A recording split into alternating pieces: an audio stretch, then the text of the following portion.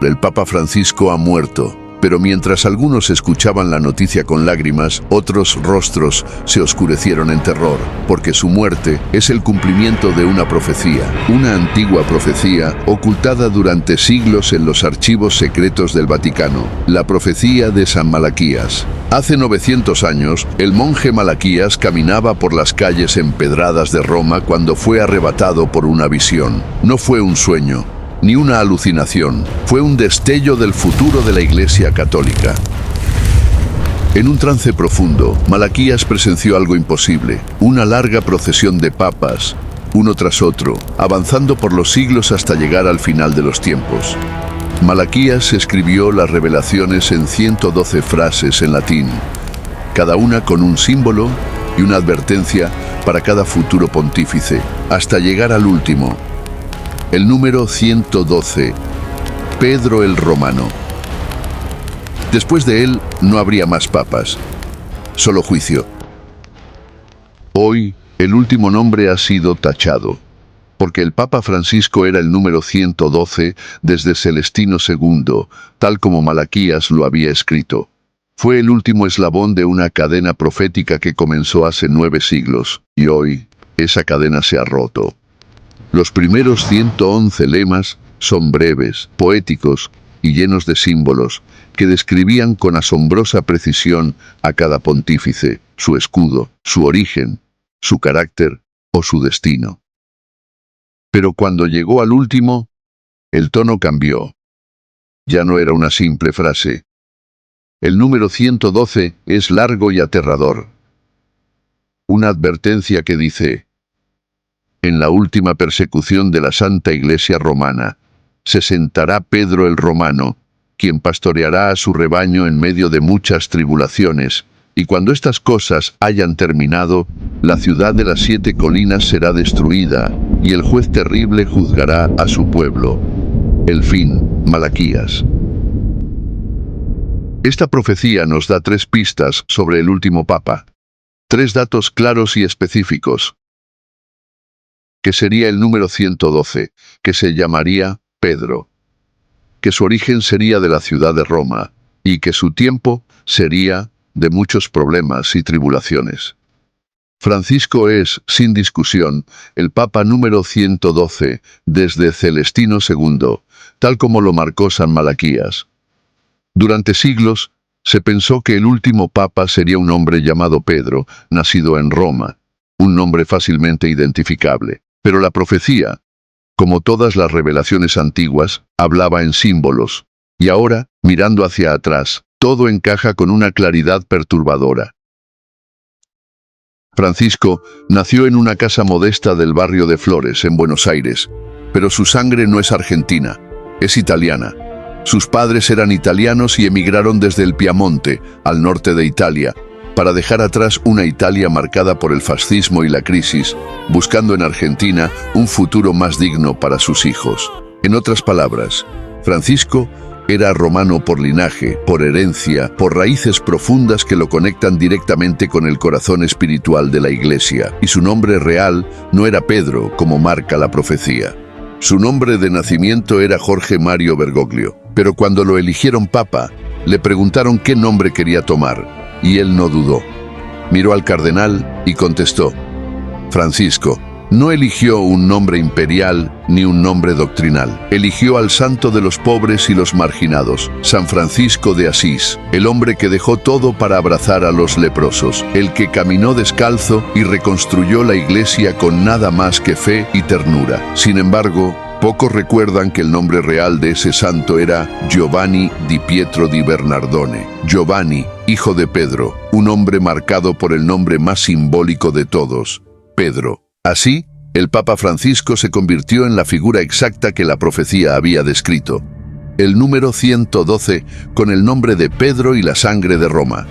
Y en la profecía hay una última revelación que dice: pastoreará a su rebaño en medio de muchas tribulaciones.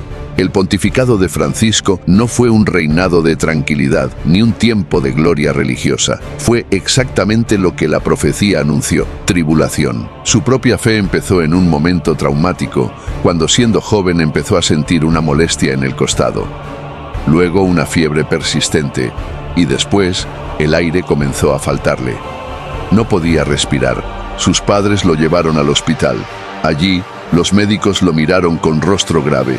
El diagnóstico fue fulminante: una infección pulmonar severa con quistes que comprometían su vida. La infección había avanzado demasiado y el pulmón derecho estaba comprometido. Los médicos no tuvieron alternativa. Debían extirparle parte del pulmón derecho.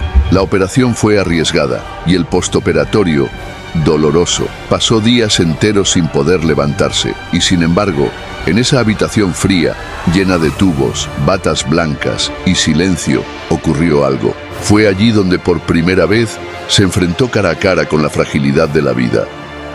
Comprendió que no era invencible, que su cuerpo podía fallar y que la muerte podía llegar sin avisar, pero no tuvo miedo, tuvo claridad. Mientras los demás oraban por su salud, él oraba por algo más profundo: entender el propósito de su dolor. No pedía que se le quitara el sufrimiento, pedía que ese sufrimiento sirviera para algo. No volvió a ser el mismo. Desde entonces, supo que cada respiro era un milagro, y que si Dios lo había dejado vivir, era porque todavía tenía algo que hacer, algo grande. Y solo unos meses después de su recuperación, aún con su cuerpo débil y su respiración limitada, tomó una decisión. Su lugar estaba con Dios. Y desde su primer día como papa, enfrentó miles de críticas por quién era. Por primera vez en la historia, el papa no era europeo, y era jesuita. Enfrentó una iglesia herida, golpeada por escándalos de abusos sexuales que estallaban en todos los continentes. Las víctimas alzaban la voz, la vergüenza se multiplicaba, y el clamor por justicia ya no podía ser ignorado. Francisco no escondió la gravedad de la situación. Pidió perdón públicamente, lloró con las víctimas y comenzó una reforma profunda para acabar con la impunidad. Pero no fue fácil, porque detrás de cada caso había silencio institucional, estructuras de poder, redes que resistían cualquier intento de transparencia. Y a esa herida se sumó otra: la polarización interna. Las grietas internas se hicieron visibles. Divisiones profundas entre cardenales, tensiones entre progresistas y conservadores, y una creciente desconfianza hacia las estructuras de poder dentro del Vaticano. Durante una rueda de prensa en el vuelo de regreso de su primer viaje apostólico a Brasil, dijo: «Si un gay acepta al Señor y tiene buena voluntad, ¿quién soy yo para juzgarlo?». Los sectores más conservadores de la Iglesia comenzaron a verlo como una amenaza. Lo acusaban de relativista, de ambiguo, de progresista. Algunos cardenales llegaron a escribirle cartas públicas pidiéndole aclaraciones. Otros lo acusaron sin pruebas de herejía. Lo comparaban con Pablo VI, con Juan XXIII, incluso con Lutero. Pero él no respondía ni se defendía. Solo seguía con rostro sereno, con pasos lentos y con una convicción más fuerte que la crítica, porque sabía que no había llegado para gustar, sino para servir, y que toda verdadera reforma, antes de florecer, tiene que doler. A pesar de todo, Francisco nunca se desvió de su visión. Para él, el futuro de la Iglesia no está en el repliegue, sino en la apertura. Insiste una y otra vez en una palabra que incomoda a muchos: sinodalidad. Una Iglesia que camina junta, que discierne unida, que escucha al Espíritu, no solo en los altos cargos, sino en los pueblos, en las mujeres, en los laicos, en los que nunca han sido escuchados.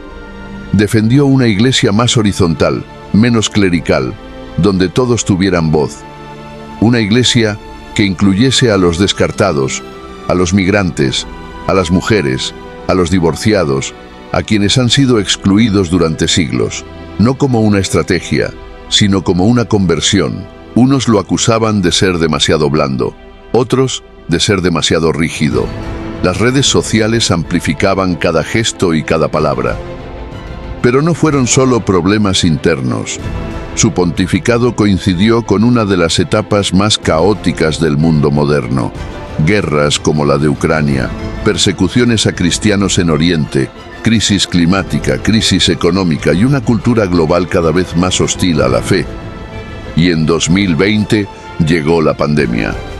El COVID-19 cerró templos, paralizó peregrinaciones y detuvo la vida pública de millones. Francisco se quedó solo en una plaza de San Pedro vacía, bajo la lluvia, frente al Santísimo expuesto. Esa imagen, silenciosa y desgarradora, fue una fotografía del alma del mundo. Y en esa noche, cuando parecía que Dios mismo se había escondido, el Papa alzó la voz y dijo: «No estamos solos». Fue uno de los momentos más potentes de su pontificado, porque en el mayor desamparo colectivo del siglo, eligió quedarse en pie. Todo mientras el número de fieles disminuía y la fe tradicional era cuestionada desde dentro y fuera de la Iglesia. En uno de sus viajes más audaces fue a Irak, un país devastado por la guerra y el extremismo, donde ningún papa se había atrevido a ir antes. Allí se reunió con líderes musulmanes y cristianos y clamó por una convivencia posible, más fuerte que el miedo. Francisco tendió la mano a líderes musulmanes, judíos y ortodoxos. Se encontró con el gran imán de Al-Azhar, la máxima autoridad del Islam sunita, en un gesto que rompía con siglos de tensión entre cristianos y musulmanes. En ese encuentro, firmaron juntos un documento histórico sobre la fraternidad humana, defendiendo el respeto, la paz y la justicia por encima de cualquier frontera religiosa. Se reunió con líderes judíos, reafirmando la raíz común y el compromiso con la memoria del Holocausto. Lloró ante los muros de Auschwitz y abrazó a víctimas del antisemitismo. También tendió puentes con los ortodoxos, en especial con el patriarca de Constantinopla y el patriarca de Moscú. En Cuba, protagonizó un encuentro histórico con el patriarca Kirill, el primer abrazo entre Roma y Moscú en más de 1000 años. El pontificado de Francisco no fue un camino de rosas. Desde el principio supo que el siglo XXI traía desafíos tan complejos como antiguos, y aún así, Francisco guió al rebaño. En medio de la oscuridad, siguió adelante, reformó, denunció, abrazó al marginado y desafió a los poderosos. Pero su liderazgo no fue cómodo. Fue doloroso, controversial e implacablemente exigente. Desde el primer día, su estilo provocó resistencias. No usaba la capa roja de gala. No vivía en el palacio. No hablaba en latín. No imponía. Escuchaba. Porque Francisco se definió desde el inicio como el Papa de la Misericordia. Su lema episcopal lo decía todo: miserando atque eligendo, que significa, lo miró con misericordia y lo eligió. Esta frase recordaba el momento en que Jesús, caminando, miró a Mateo, un pecador, un recaudador de impuestos, y lo eligió como discípulo. No justificaba el pecado, pero jamás condenaba al pecador. Francisco invitó a los fieles a salir de la lógica del castigo y entrar en la lógica del abrazo. Convocó a misioneros de la misericordia, sacerdotes autorizados a perdonar incluso los pecados reservados al Papa. Llamó a los confesores a ser más como padres y menos como jueces. Visitó cárceles, hospitales, campos de refugiados.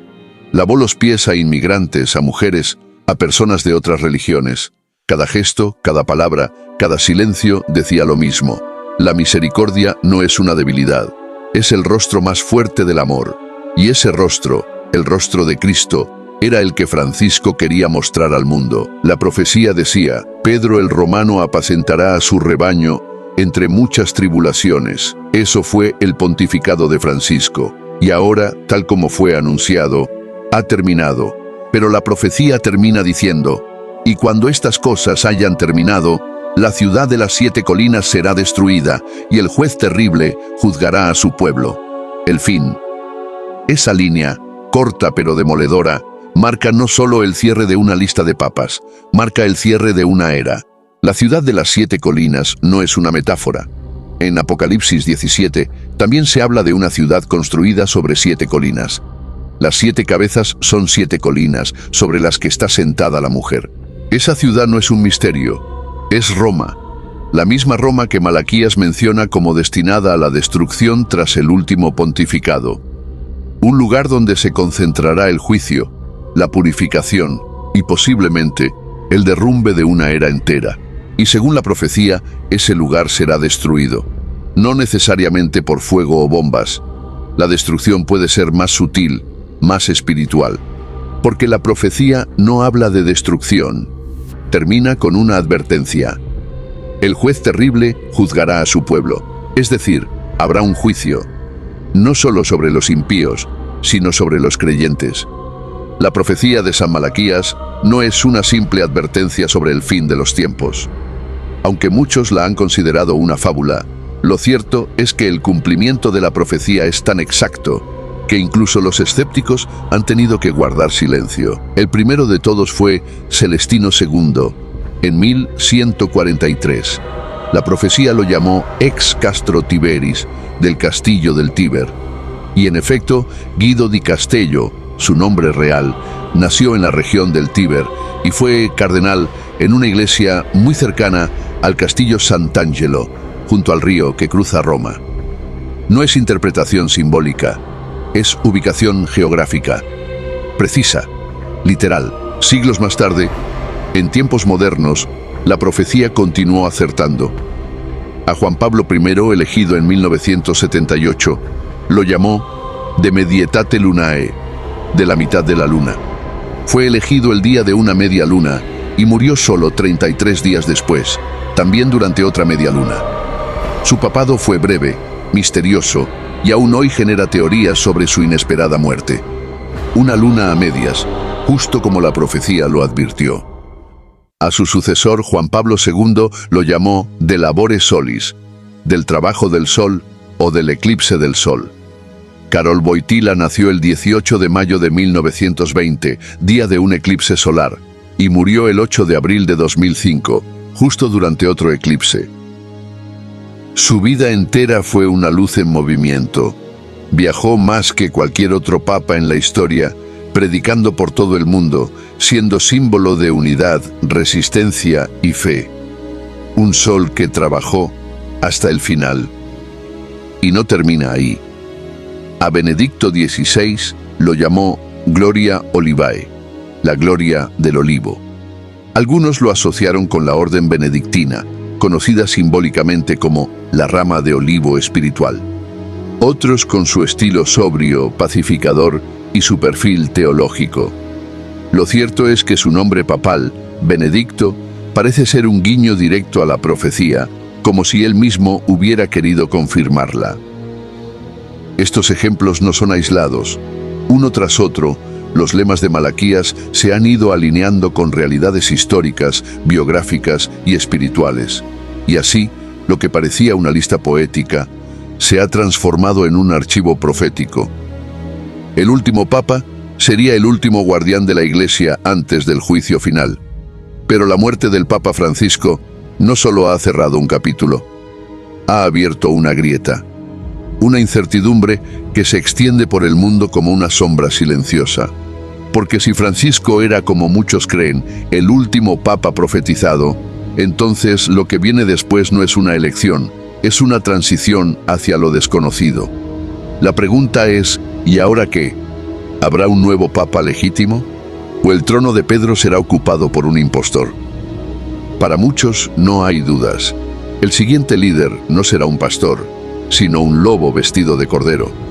Algunos estudiosos de la profecía y del Apocalipsis apuntan a lo inevitable, que el sucesor de Francisco será el falso profeta, la figura mencionada en Apocalipsis 13, que se levanta con apariencia de piedad, pero habla como un dragón, no para salvar, sino para engañar.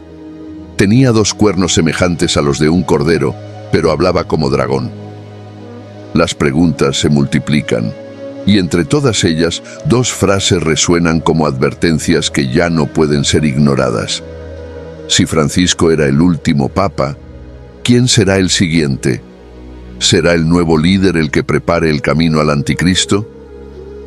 La profecía de San Malaquías no está sola.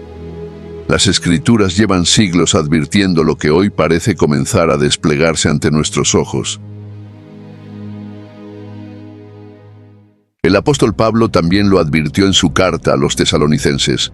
Antes del fin vendrá la apostasía y se manifestará el hombre de pecado. Jesús, en Mateo 24, fue aún más directo. Dijo que antes del fin habría guerras, hambres, pestes y terremotos. Lo llamó el principio de dolores.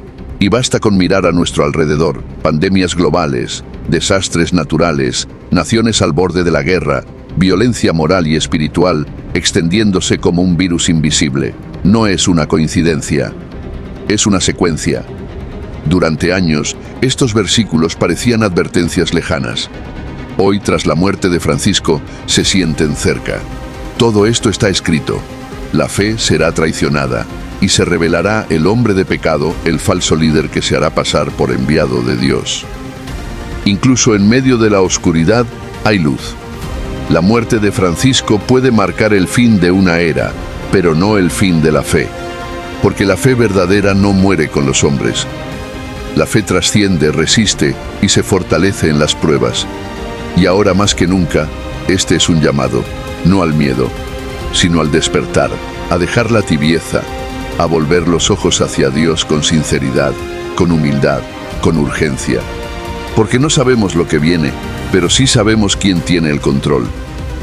Velad pues, porque no sabéis el día ni la hora. Por esto, Francisco no dejó un palacio ni estructuras monumentales. Dejó algo más difícil de construir y más imposible de destruir: un legado. Fue el Papa que rompió el protocolo y abrió la puerta. El que bajó del balcón papal para estar al nivel del pueblo. El que no buscó imponer sino escuchar.